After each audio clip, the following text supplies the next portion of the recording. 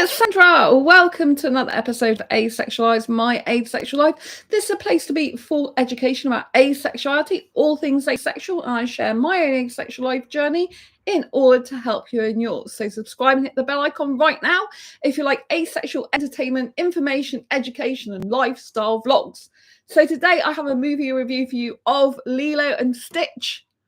If you haven't seen the movie already and you don't like spoilers, please do not watch this video until after you've seen the movie, because you won't like it, because I'm going to spoil the movie for you. Okay, let's dive in. So I saw Lilo and Stitch today at the cinema. I have read one of Lilo and Stitch's books years ago. I think I've still got it somewhere. I am a big fan of picture books. I did a writing for children's course online, which I never actually finished, with the Writers Bureau.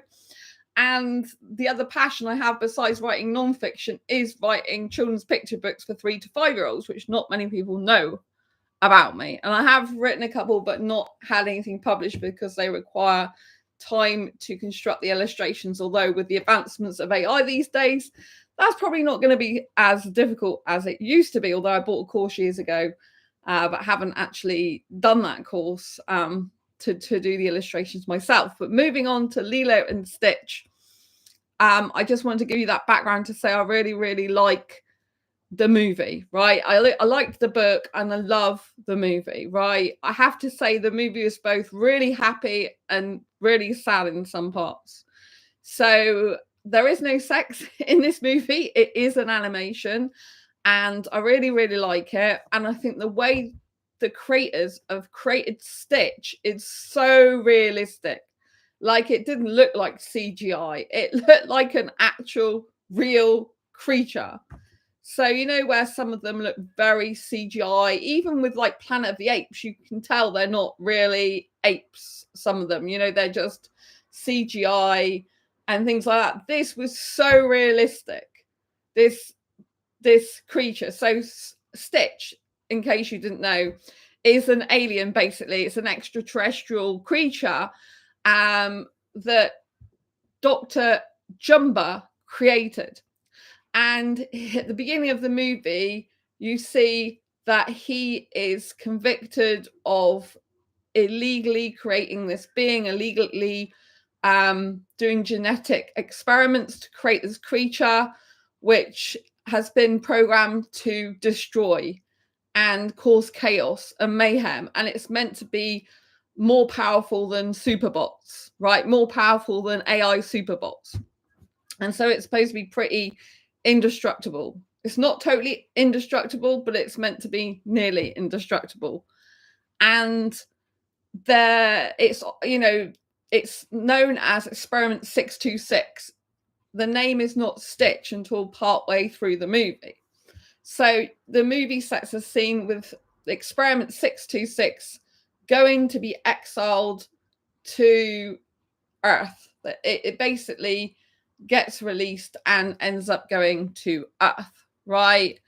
And it has 2 things coming after it: Dr. Jumba himself and Pleakley, which is another alien. These are both aliens, but Pleakley is obsessed with Earth. He's done a lot of research with Earth, and both Jumba and Pleakley, they both disguise themselves as humans when on Earth to come after 626, who's basically gotten a spaceship and gone to Earth. So they wanted 626 to be destroyed, or to come back to the ship to be destroyed. But instead, it ended up, because it's very intelligent, going off in like this little rocket ship out of the main body of the ship, and it ended up like going through outer space and landing in Hawaii. Now the story is there's 2 girls, Lilo and her sister Nanny, who's not her nanny but actually called Nanny, and they have lost their parents. Their parents have died, so it's quite sad in that respect in the beginning. And you find that Nanny, who is Lilo's bigger sister, is trying to look after Lilo like her mother rather than being a sister to her, but they are sisters. So they've got the house to take care of. So Lilo's supposed to be 6 years old. I don't know how old Nanny's supposed to be. I hadn't quite worked that out exactly, but I think she's only meant to be young herself because she's meant to be going off to study marine biology. But she feels like she's obligated to look after Lilo and to maintain the house and get a job to provide for her and Lilo. But as she more and more tries to fit into the role of mum, Lilo resents her because Nanny is not her mum and she misses her sister and she plays up a lot. But it's not just about that. It's about the fact that Lilo isn't welcomed by other children. She's different to other children. She doesn't have any friends and people make fun of her. They leave her out and she's doing this hula dance. She's like taking lessons and one of the girls pushes her. And so she gets so fed up and angry that she just grabs them and throws her off the stage, pretty much pushes her off the stage. And then she gets into trouble for it. So she's always seemed to be doing bad things and getting like expelled from groups and things like that and getting into trouble with school. But she is doing it because she's lonely and she's upset and she's in pain. Hello to all the viewers out there. And so she's coming from a place of like upset and pain and being different. Now, I think as asexuals, we can really relate to this story, even though it's not our story personally, right? Because we may be very good girl, good boy, good whatever gender. We may have been very obedient, if you know what I mean, and not being naughty. And there may be different reasons why we got left out, why we were different, why we were lonely. And obviously, if you were asexual, born asexual, but just didn't realize it, you can end up being different automatically. And people sense that at school that you're different. There's something different about you. There's something not normal in their eyes. But normalcy is a fallacy. Basically, what they're trying to say is you're not the same as everyone else, which who wants to be the same as everyone else, right? You don't want to be a carbon copy of other people. But unfortunately, a lot of peer pressure and societal pressure makes you believe and think it's better to fit in with these people. Otherwise, you get mocked, you get left out, and it's a very lonely and isolating place. So I think a lot of asexuals can relate to this from how they grew up, from being different. Obviously, in the asexual community, there's quite a lot of autistic people. Now, autistic people a lot of the time are socially awkward. They don't understand social cues, which is not their fault. And they see things very differently. They're neurodivergent, but obviously there's different types of people that can have different brains, different neurodivergent brains, right? So it's that, you know, we as an asexual community, a lot of us feel like we might have been left out and not had many friends. And if any friends at school, for example, and it can be really difficult growing up. Yeah. So I think this is how I personally related to Lilo. I was very different at school. I used to be bullied at both primary school and secondary school, which was really horrible and hard. And I wouldn't wish that on anyone. It's a very lonely existence. And, you know, it's very sad. And that kind of trauma does stay with you a lot throughout your life. It's something as an adult you really have to like work on a lot to come to terms with, because it's hard. No child deserves to be treated that way. No child deserves to be bullied or left out or made to feel small or made to feel like they don't fit in and something is wrong with them, when it's not. It's just they're different, you know. They're not being robotic and fitting the mold like everyone else does, and that's actually a beautiful thing. But you don't realize that until you get out of the school system, or it's harder to realize that because you're being tied down to this narrow-minded view of what society thinks you should be, and if you don't fit into that, it's very different and difficult, right? So that's hard. So I really related to Lilo in this particular movie. Her sister Nanny does say that you're not a bad person, you just do bad things. And I do think that's true of some people in real life, that some people don't understand that their actions, they can change and they can stop doing bad things by changing their mind and realizing it's the actions and way they've been programmed in their mind that's leading them to do things that's not honest or good, or it's troublesome, or it's not the right way of doing things. and they can change the mind over time by reprogramming it to understand you are not your actions. You're responsible for your actions, but you don't have to stay doing the same actions all the time. You can choose a different path. It's like people who have bullying can choose to be bullies themselves, or they can choose a different path and not be bullies. So, I mean, you can choose to be bad like the people who treat you badly, or you can choose to go a different way and not be like them. So I always like to dive into the themes of movies rather than just do superficial movie reviews. And the themes in this movie are difference, being different, are family. Family is what you choose to make of it, who you choose to let into it. You design your own family, you choose who you have in it, whether it's blood related or not.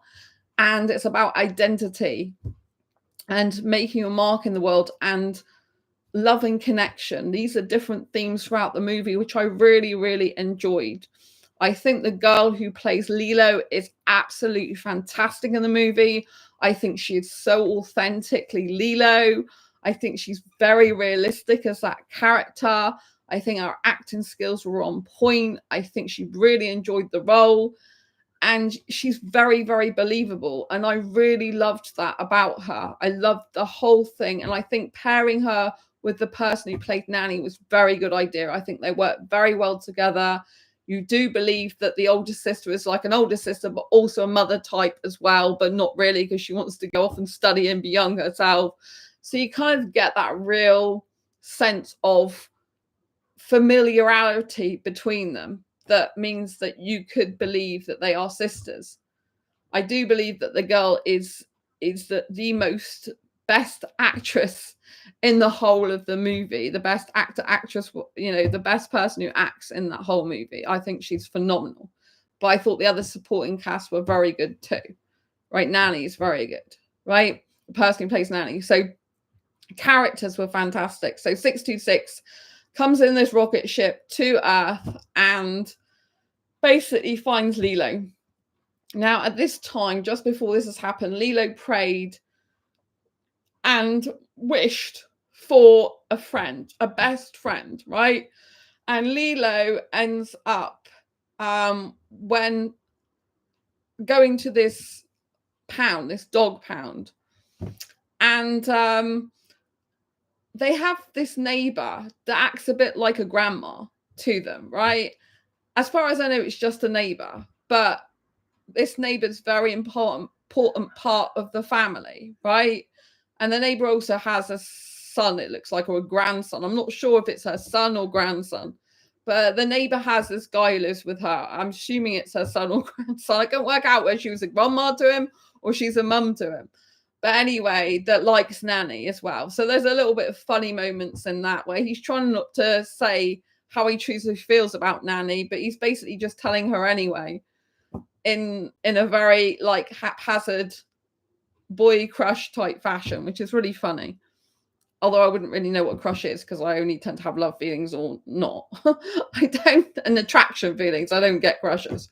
But it comes across as someone who's quite besotted in her in some ways and like, oh, giddy, but doesn't really want to say how he feels, but blurts it out anyway. So that's really cool. I love that. And he's very, very good looking. And so what happens is when 626 comes down to Earth, a genetic experiment, basically, extraterrestrial being who could be used as a nuclear weapon and is dangerous and destructible and causes a lot of chaos and likes being bad and naughty, right? When 626 meets Lilo, 626 meets Lilo where she's at, which is like very upset, in a lot of pain and really wanting and needing a friend. Now, the neighbor sends Lilo to go to the dog pound to pick a pet because the neighbor believes that Lilo will benefit from having a pet and be less destructible herself because she's like always doing naughty things. And when she gets the pound, 626, experiment 626, when the experiment landed on Earth, it got basically run over. And so it ended up going in this pound. And then in order to get chosen by Lilo as her dog, It has to pretend to be a dog, which is super funny. So it's an alien with like 6 like legs, if you know what I mean. And so it has to like suck these legs in and suck its antennae in. So it makes itself out to be this dog, which doesn't really look like a dog because it's blue. It's super funny. I really love this part of the movie. It's sucking its legs in, and then it's like, and it saw a poster of a little girl hugging the dog in the pound. And so it's copying the picture of the dog with the girl. Very intelligent. Obviously, it's big, you know, it's more intelligent than super AI bots we're talking here. So it's revolutionary, really advanced, and it decides to mimic what a dog does and decides to even do the bark of a dog, the woof. So I thought this bit was very funny in the pound, and Lilo falls in love with it because the experiment is seeing on the poster the little girl is hugging the dogs and the way they're together. So the experiment goes and hugs Lilo, and then Lilo is hugging it back and falling in love with the doggy, basically, who's not a dog. It's an experiment, an extraterrestrial being, but she thinks it's a dog, or she likes to call it a dog, even if she knows that its mind is not really looking like a dog, but she's going to call it a dog anyway because she doesn't know what else to call it. So she takes experiment 626 back because the neighbor said she can have the dog. And then Nanny is like, what's going on, Lilo? And then the neighbor explains, I think the dog is actually an extraterrestrial being, a genetic experiment. It's basically a nuclear weapon. In effect, it's that powerful. I mean, you don't see do any nuclear stuff, but I believe from what I saw in the storyline that it has the power of nuclear weapons. It can destroy like Earth as much as it's on Earth, right? It destroys lots of things in its path if it wants to, right? So what it does, it latches onto Lilo because Lilo's being sad and lonely and lost, and it uses Lilo to hide behind her to not get picked up by Jumba and Pleakley, who are on the tail of it, if you know what I mean. They came down to Earth looking for Experiment 626 to take it back to the Galactical Council so they can, I guess, dispose of it or do what they want with it, right? Experiment more on it, kill it, whatever they want to do. As far as I understand, they don't want it there, right? So that's, you know, it's not good. But Jumba, who created it, has other things in mind. Jumba wants to get it back to use it for his own evilness, to be the most powerful being, basically, on the, you know, on the galaxy where the Galactic Council is, right? So him and Pleakley come to the Earth, but they're dressed as humans, and there's a lot of funny moments in this movie when they are dressed as human beings. I really, really loved this. I thought it was a lot of funny stuff. The guy that plays Pleakley, I've seen him in a lot of other movies. He's really, really funny guy, good looking, but funny at the same time. He always plays dumb characters, really, which is very, very bizarre. He was in Aladdin as well, and as a suitor to the you know, to the woman that Aladdin's after, right? And so yeah, he always plays dumb characters usually, which is weird, and he tends to do a lot of fairy tale stuff as well. But anyway, he plays a really good funny role in this. He is a funny guy and he looks good with it, if you know what I mean. So Jumba doesn't, but Jumba's not meant to. Jumba, when Jumba switches back to his alien character, he's like this big, like, looks like a hairy hedgehog type thing, or hairy mole or something. It's really funny. Lilo makes reference to him looking like a hairy potato. That's right. It's really funny. 3/4 way through the film. So what happens is Nanny is trying to work to keep the roof over the head for her and Lilo because their parents are dead now. So she has to take care of her little sister who's only 6. But Lilo, has to come to work with Nanny because she can't stay at home on her own.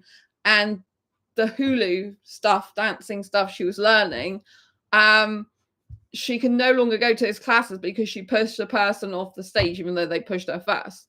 So she has to go to work with Nanny, and then she causes utter chaos. And when Experiment 626 enters as well, they cause utter chaos together. So she loses one job, she tries to get another job, and then Lilo is trying to teach Experiment 626 how to behave better, and she just keeps losing jobs because of that. And obviously there's well, it's not obvious because I didn't mention, but there's a social worker, and the social worker's on her case saying basically Lilo's going to have to go into care if you can't do these 3 things, which is get insurance, make sure Lilo doesn't get health insurance, make sure Lilo doesn't get into any trouble, and pay the bills, the money on the bills you have outstanding. But she can't because she keeps losing jobs because of Lilo. And then when Lilo gets 626, who she names Stitch, then partway through the movie, then, you know, they cause utter chaos and they just end up breaking glasses in a restaurant and stuff like this. Obviously, there is some funny stuff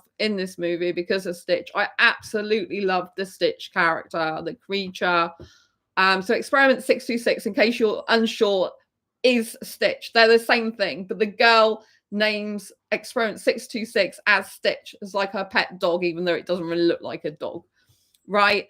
But Stitch has been hiding behind Lilo as a cover-up to stay safe from the people, the creatures, I should say, Jumba and Pleakley, that have been after it or him. They say that Stitch is a him. So yeah, so you find out like very much towards the end of the film when Jumba and Pleakley come looking for Stitch, and Jumba actually finds their home and tries to destroy it.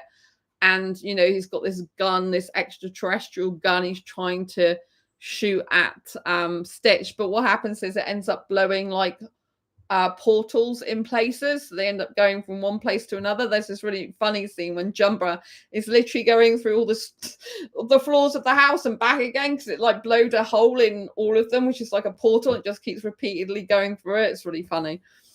And so basically, eventually, it catches up with Stitch in the house with Lilo, and it pretty much destroys the house that Lilo and Nanny are in together. So it's really difficult, but there's some really, really sad moments because, yeah, it's really, really sad. So you find out that, you know, that Stitch basically used Lilo, or Lilo finds out that Stitch used her to, you know, not get caught by Jumba and Pleakley, and she gets really upset. And Stitch then goes off into space, but she ends up being on this spaceship as well with Stitch, and she does end up saving Stitch because what happened is Jumba's captured Stitch. She, like, when I looked on Wikipedia, it says that her family rescued her from the plane, but that's the spaceship. That's not what happens in the movie. She is on her own with Stitch and Jumba on the actual spaceship. And you think they're going to be like separated, but she's with him. And Jumba wants to reprogram him and take the love out of him because Jumba didn't realize that when he created Experiment 626, Experiment 626, aka Stitch, was supposed to be a destroying machine. It was supposed to just be having negative emotions and want to hurt things, but it doesn't. Through the bond it's created with Lilo, it's actually become part of Lilo's family. It has emotions, it has sadness and pain. At one point it goes back to the pound because it feels it's coming in between Lilo and Lilo's sister. And then Jumba says, oh, if you really care about the girl, you know, you'll come with me. If you really care about Lilo, because he said Lilo just used to Lilo, sorry, that Stitch just used you to get away from us. And she's really upset. And is that true? But she does, I believe, stow away on the spaceship. And she gets Stitch out the prison cell on the spaceship because Jumba is taking Stitch away. And Stitch goes because he's like, oh, if you really love Lilo, then you really care about Lilo like you say you do, and you're not just using her, you'll come on the plane with me. And so Lilo does go. Not Lilo, Stitch does go, but Lilo goes as well and stows away in the plane, right? But you think that Lilo's not gone. You're meant to think that Lilo and Stitch split up at this point, but Lilo's stowed away on the plane. The spaceship I'm talking about. I shouldn't use the word plane, really, should I? Spaceship. And manages to get Stitch out of the cell before Jumba recreates and reprograms him to become 627, full of hatred and violence, basically, and takes the love out of Stitch. So she gets to Stitch before then, and then she ends up having to press all these different buttons to get Jumper off the spaceship. And the Jumper ends up eventually going away, and then obviously the plane goes into like it's heading for the sea. And there's a really sad moment. I was in floods of tears in this movie twice, because the plane is the spaceship. Sorry, I keep saying plane, don't I? The spaceship ends up going in the sea. And there's two like very upsetting moments in this. One is where Stitch actually drags Lilo under the water by accident because he fears he's going to drown, and the sister has to save Lilo. This is earlier on in the movie. And then this part, when the plane actually crashes into the water, Lilo is at the bottom of the ocean and Stitch saves her, but Stitch stays there to die because Stitch is too heavy for Lilo to pull up. So he went, because Lilo, when the spaceship landed, Lilo and Stitch plummeted into the water because Jumper was like no longer on the plane, and Lilo has this wreckage on top of her, and then Stitch goes down and pulls it off because he is super strong, but he's not floatable, you know, because of his weight, and he can't usually swim, so he stays at the bottom of the ocean, and he's dying while he lets Lilo's hand go so she can live. And they're so sad. Even now I'm welling up with tears. I can feel it. And you honestly get so engrossed in this storyline. You think, oh my God, is Stitch gonna die? And you see a creature and it's like, oh my God, it's like at the bottom of the ocean. They did a very good job of being very realistic on this. You can see that I get really upset. I was literally crying in the cinema. I'm like, what's going on? This is a fictitious movie, but it was so realistic the way it was done. And it was just like so touching. And so you see Stitch, and then you really want Stitch to be alive. And in the end, Lilo's like, you know, we're all family, go back and get Stitch. And she's pleading and pleading with Nanny, her sister. And eventually her sister goes back and gets Stitch. And then they have to do CPR, which doesn't work on this powerful extraterrestrial being. So Lilo gets stuff from the van and, like, you know, to restart his heart by well, it's not a van, it's a car. It's like a four-wheeler, I think, or something. It's more than just a car. It's like a vehicle she uses for work. So it's a bit, I can't remember what type of vehicle it is, but it's not, it looks more like a Jeep, I think. But I can't remember. I don't know. I'm sure you know if you watch the movie. I didn't really take notice so much of her vehicle. But anyway, Nanny's vehicle, like, they use, like, they attach these like jump start things onto the engine and drive it to try and, you know, get Stitch to come back to life. It's just really, really sad. And then even when they finally do, big spoiler now alert, when they finally do revive Stitch then has the galactical people come down and say he's got to go because he can't stay on Earth. But does he stay on Earth or does he not stay on Earth? That's the question. I'm not going to give you the very answer. You're going to have to watch the very end of the film to find that answer out. But I was crying. Like, I was in floods of tears. I'm like, what's going on? Twice, there's just tears streaming down my face. And I'm like, you can't do this. What's going on? And so, yeah, I like fell in love with the little creature. Like, not in love as in romantic love. I like, you know, I thought it's so beautiful, Stitch. The way they did the character. I was really, really shocked at how realistic this Stitch character looked. I mean, it looks so lifelike, you know, like you could imagine it was there in real life and not just a CGI character. I actually think it's one of the best characters they've ever done that's obviously not real, but it looks so realistic. I don't know if that's because of AI, but it looks like you could have held it actually yourself and touched it and stroked it. It was that good. The Stitch was just incredible. I've never seen anything so good. Like every movement, its mouth moving, its teeth. He eats crayons at one point, which is really funny because he gets all its teeth covered in crayon, which is all different colors. I thought that bit was hilarious. So I really enjoyed the movie. I'd highly recommend you go and see it. For me, it was a tearjerker, as well as a really good storyline. It's fun, it's sad, it's emotional, it's happy, it's humorous. It's just a mix of emotions. And there is surfing in it as well, which I didn't go into all that. But if you love surfing, you'll like it as well. But I really loved the story. I thought they did it justice from the books. And yeah, I definitely recommend going to see it. If you've already seen it, I'd love to know what you think. I heard two women talk about it on the bus saying how great it was, the movie. And I have to concur. It's absolutely fantastic. I really recommend you see this movie. It is really good movie. It's got everything in it, I think. Personally, I really, really loved it. And I thought the girl who played Lilo was absolutely incredible. The chemistry between her and Stitch, who's obviously a fictional character, but they've made it look so real, was just phenomenal. Absolutely phenomenal. And I really loved the whole movie. There's stuff that I haven't said in finer detail, like how the house gets completely, like, pretty much blown up and stuff like this, but not 100% completely, but there's a lot of damage to it and stuff like this. So please do give the movie a watch and find out for yourself what happens in the very, very, very end.